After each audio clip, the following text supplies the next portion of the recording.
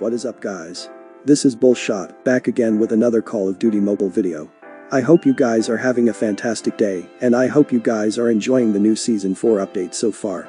So in today's video, I am gonna be covering my updated settings and the most balanced sensitivity setup for the Season 4 Battle Royale, which is heavily compatible with the mobile devices. I have adjusted some of my basic settings, and I have changed a few other settings in the sensitivity section, and this new setup is providing me with some insanely optimized performance inside of this new season's Battle Royale.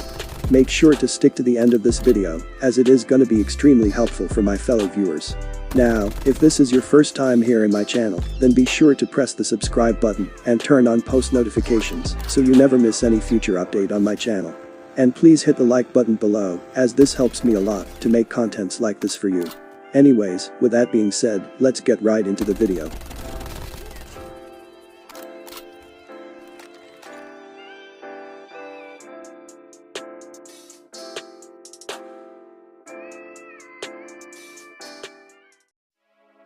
First, I am gonna be starting with the graphic settings of the Battle Royale. I personally use the graphics quality on the low or the medium option.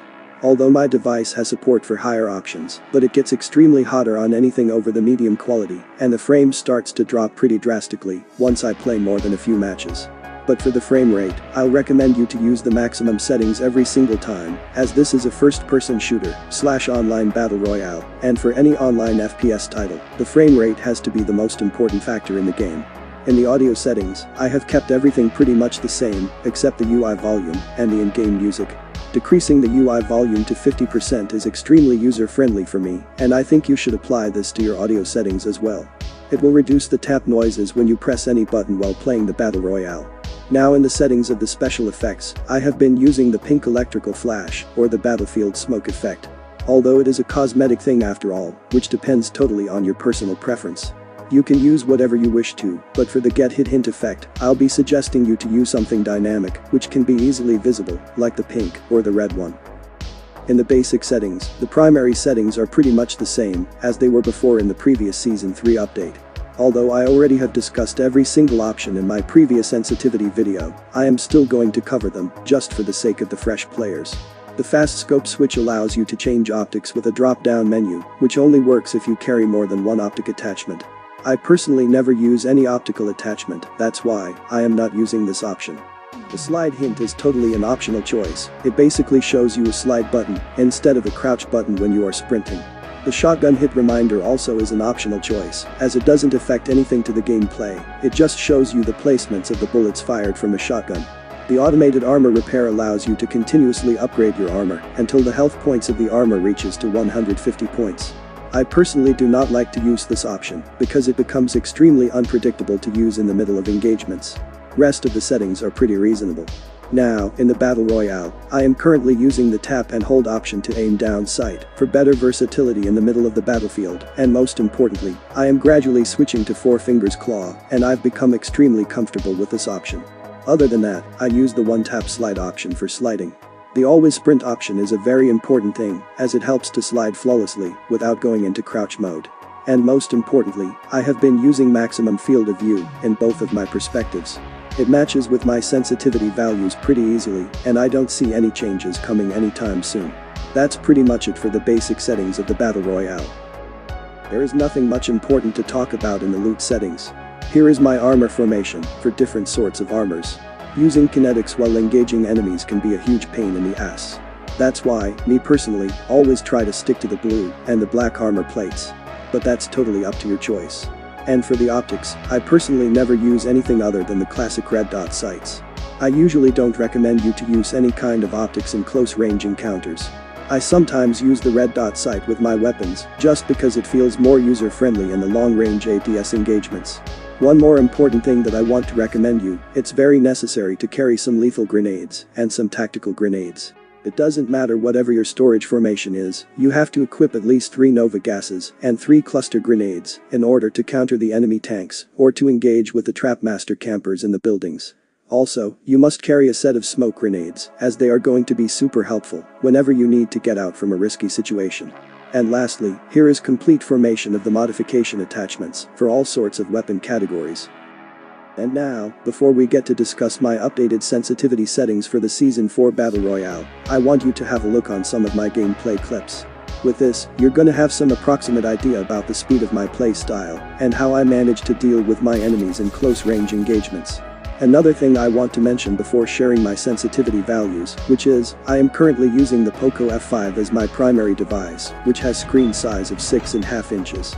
And my sensitivity values may or may not be exactly accurate for you. That's why I am suggesting you to carefully observe my movements and my accuracy throughout this entire gameplay session. And I'll see you after the final kill with all the values of the sensitivity settings.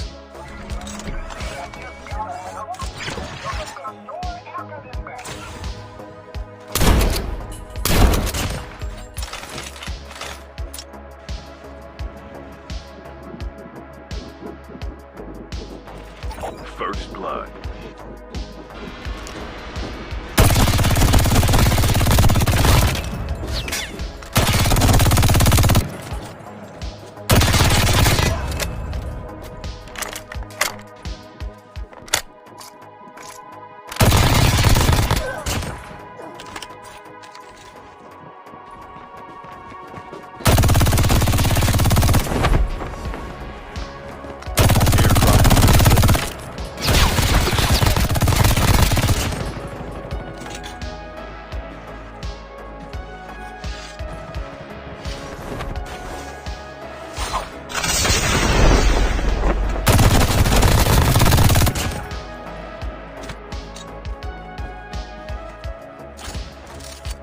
As you guys have noticed, I have a moderately fast movement speed, which is pretty easier to adapt.